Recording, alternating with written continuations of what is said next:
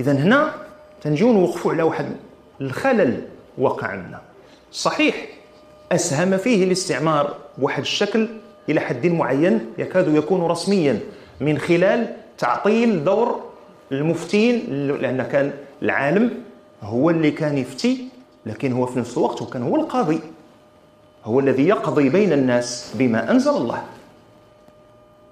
فبدأ المقام لا يتسع، القضية طويلة لأنهم ما خدموش هما معاك بشوية، السلام عليكم وعليكم السلام غنفرضوا عليك كذا، لا مشاو معاك هما بشوية بشوية.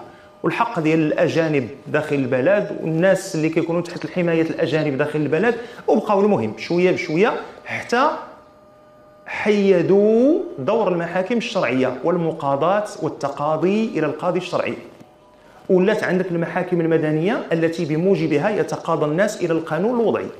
للأصل فيه ما كانش قانون ديال المغرب، كان قانون فرنسا. وتم هذه الغادية بشوية بشوية بشوية بشوية حتى ولا دابا إلى ما عندكش حكم من القضاء اللي كيقضي بالقانون الوضعي يعتبر الحكم الذي ستنفذه أنت لاغيا، وقد تتهم بسببه وتودع بالسجن. واخا تقول لهم لا راه الحكم هذا حكم الله، يقول لك حكم الله تنفذه بالتراضي انت وخوك، اما بقوه القانون كاين عندنا القانون الوضعي هو اللي غادي يمشي عليك، ولا خالفتيه تدخل الحبس.